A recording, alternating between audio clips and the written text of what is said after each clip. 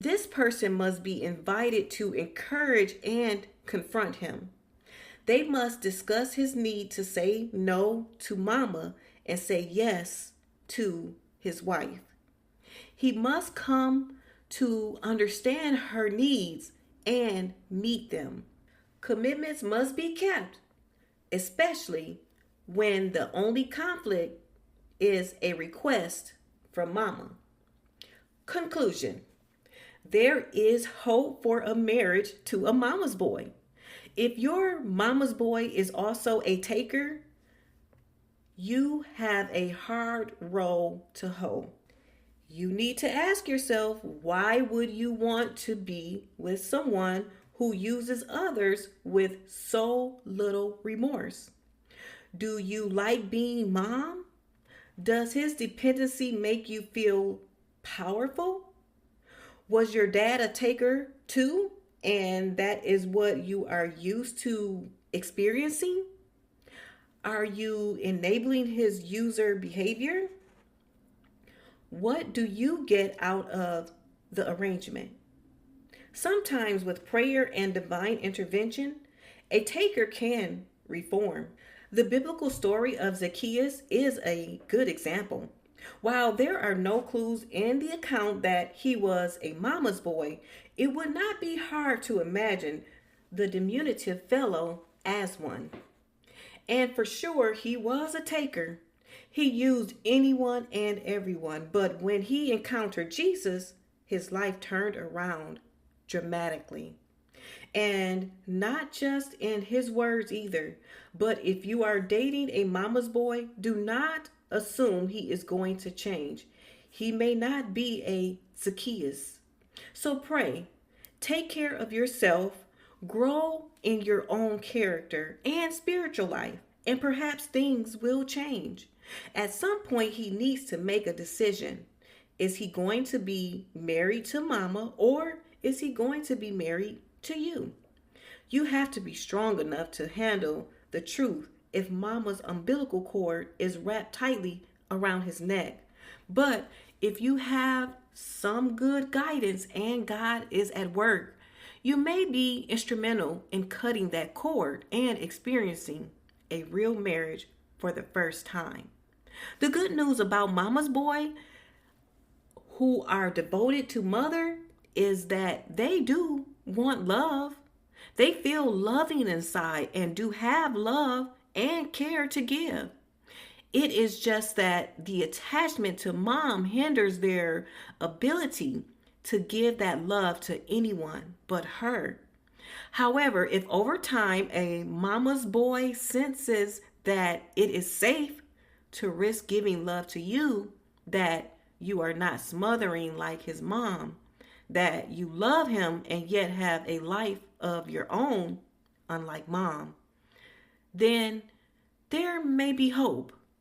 With work on his part, or upon her death, or by chance, should you move away due to job transfer, etc., he may be able to feel safe and comfortable enough to relate more intimately with you. If you can be patient and grow on your own, in time you may find yourself married to a man who will love you deeply. Snapshot summary of the mama's boy. Clues to help you spot him. Number 1, people ask, when is he gonna get away from his mama? Number 2, either treats his mom too well or terribly.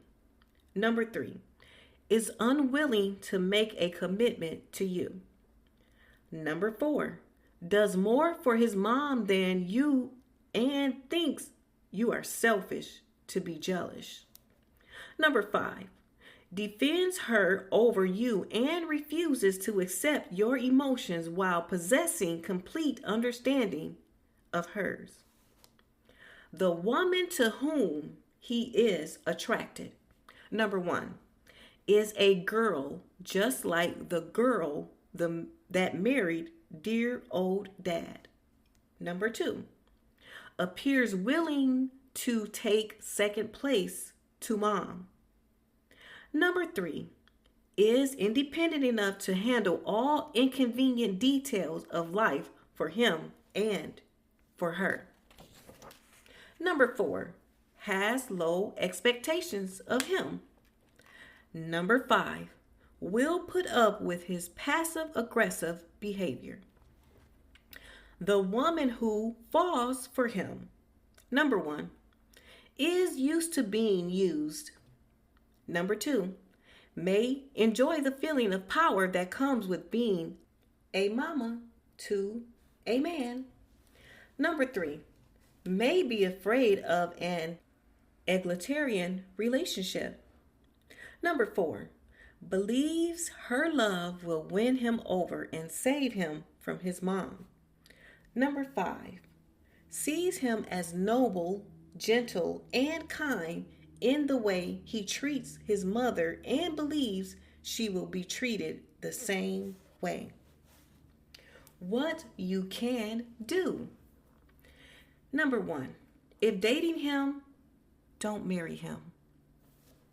Number 2, realize he will only change if he decides to, or if a crisis such as her death moves him toward maturing.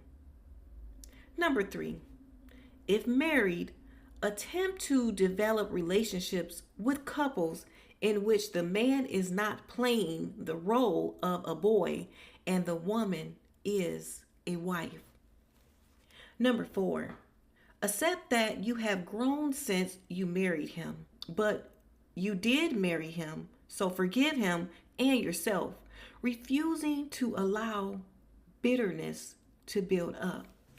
And number 5, find a support group that will help you remove all enabling behaviors from your relationship with him. What he could do to change. Number 1, learn how it feels to differentiate himself from others without rejecting them. Number 2, settle masculinity issues through long-term counseling with an effective older male counselor. Number 3, do a courageous thing and say no to mama, yes to wife, and increase the frequency with which he takes that risk. Number 4, depend on God and his strength and stop depending on pleasing others for a feeling of self-worth.